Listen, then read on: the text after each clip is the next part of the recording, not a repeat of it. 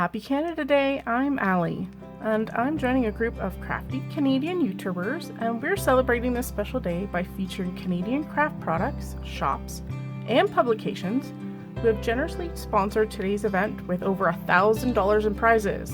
After you're finished watching my video, please leave a comment with your chance to win, and then click on the link in the description box below for the next person in the hop. The more you comment, the higher your chances of winning. Please, if you can, indicate if you're Canadian or elsewhere, as a few prizes are restricted to Canadian addresses only. All of the giveaway details are on Emily's blog. Good luck and happy hopping! And let's get our card started today. I have a 5.5 by 5.5 piece of white cardstock. We're going to use some Post-it note tape and some rock and red ink to start our background. So I've taken my 2-inch tape and I've cut it into strips of a 1/2 inch nature. And the reason why I'm using graph paper today is because it makes it so much easier to line everything up and have straight lines. Because if your cardstock is straight on the grid, then your strips are going to be straight because you're using the grid on either side to make things straight. So I'm going to do 1/2 inch stripes. So I'm just using my grid. So 1 square equals 1/4 inch. Now our mask is basically laid down and we can add our ink. So I'm using a sponge dauber today just to make the inking process a lot quicker. I'm not going to worry about inking the center of my card front because it's going to be mostly covered up. So I'm just concentrating on getting our color on all 4 edges and not the center. Now that we're done our background, I'm going to remove our strips, and this of course is the best part. You get your reveal.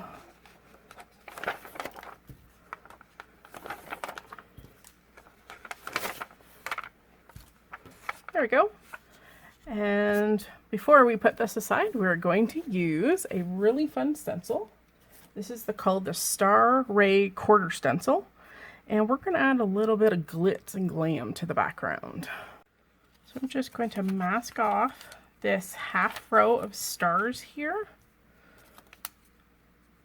And I've kind of put it in a spray across the background. And we're going to use some Stickles glitter gel. This is Moonstone.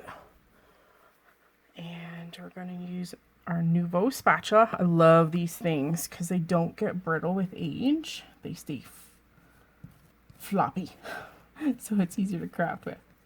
We're just going to apply a thin layer right through the stencil. Now be aware that Catherine Pooler inks are dye-based ink and they possibly will pick up the color and spread the color. So just be aware you might have a little bit of color transfer. That's why you kind of gotta fill those stars pretty quickly and not do a lot of overlap and playing around with the paste on top. So we're going to quickly add those stars right across, making sure to get in all the points of the stars. Alright, so I'm going to take this now and I'm going to remove this and I'm going to go immediately wash my stencil. It's really important with any 3-dimensional medium because you don't want it to dry on because you won't get it off. So we're going to set this aside to dry. Now we're going to do some Copic coloring. And I'm going to put this on speed mode, but I will be listing my Copics down below if you'd like to reference those for your project.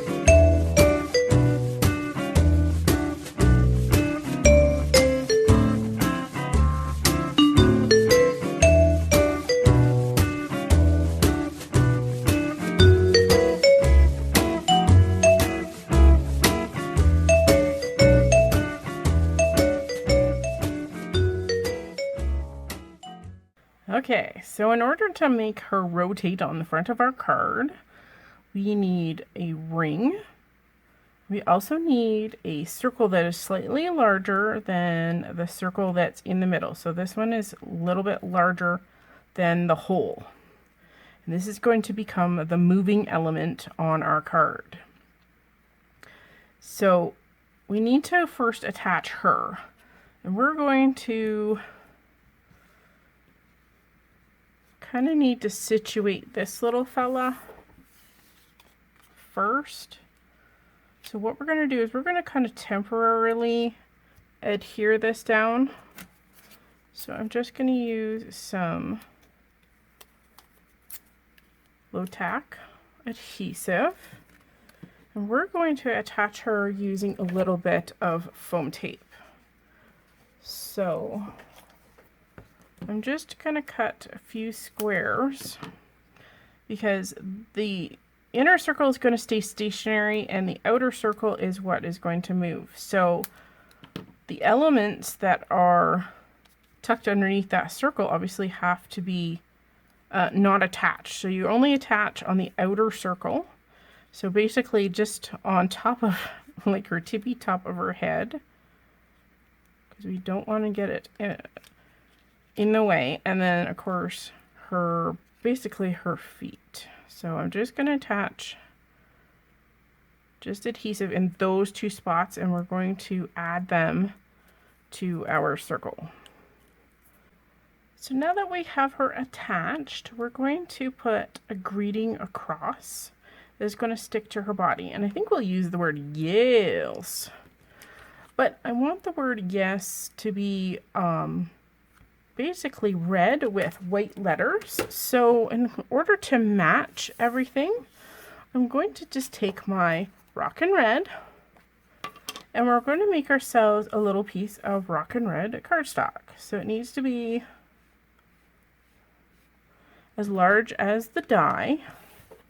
So you can always double check that. Yeah, that looks pretty good. I'm just going to do a little bit more coverage on this end here to make sure it's solid. And then now I can use it just like good old red cardstock, and I'm going to cut my yes die out of that. Now to back this, instead of actually taking the letters out of the die, which you could, I don't want to do that. So I'm just going to use a strip of white cardstock that is just slightly narrower than that die, and then we can trim it down. And then we're just going to use some liquid adhesive and back it and color done. This is the easiest way to do that. Then you don't have to inlay all those letters because there's lots of fussy pieces in there. So this is the fastest way to do it.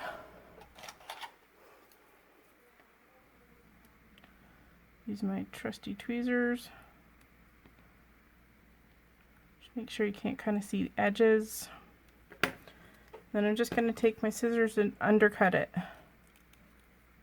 Just so slightly. There's a little bit of a corner there that I don't want to see. And then just down behind our Y. There we go. She's all ready to go.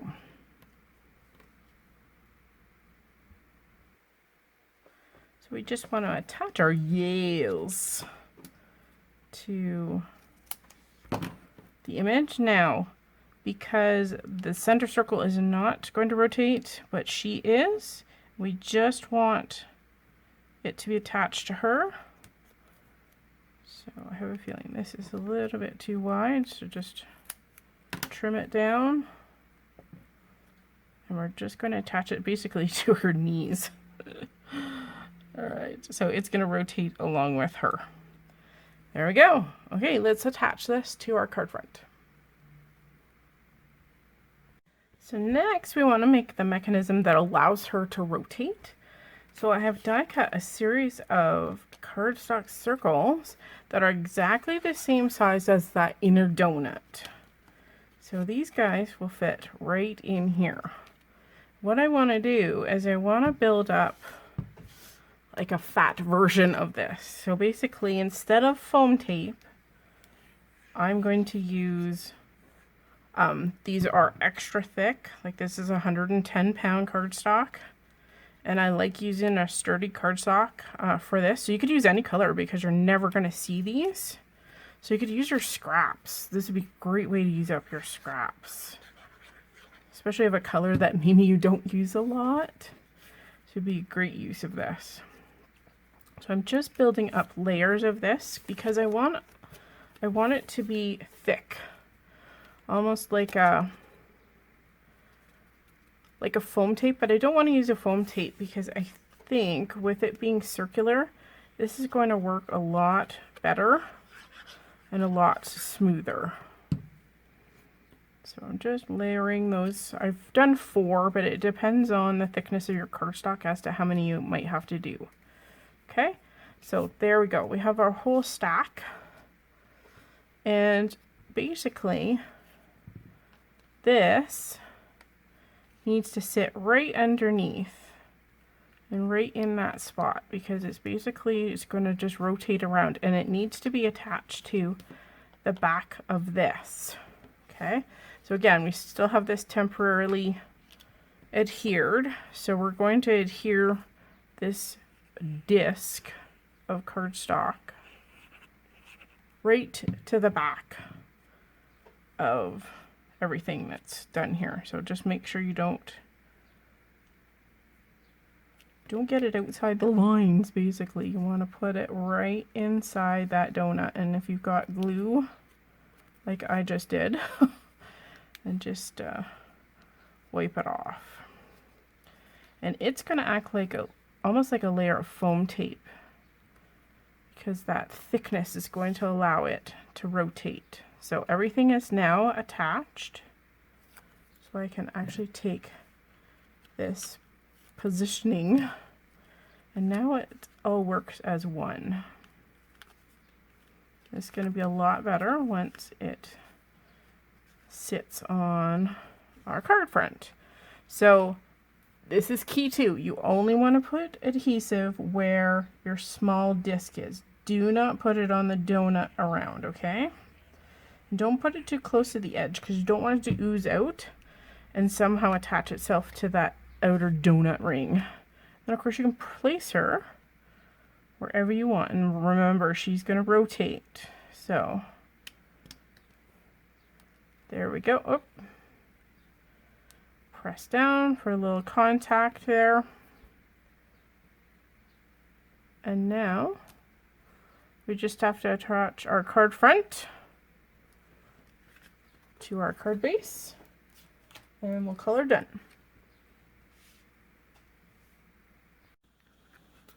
So to finish off our card today, I did put some 3D foam underneath our big disc down below. There we go. So she moves back and forth, and I also added on some celebratory gold sparkly stars. And that's our card for today. Thanks for joining our hop, and don't forget to check down below to see who's linked next. And we'll see you again sometime soon. Don't forget to hit the subscribe button. Thanks. Have a great day, guys.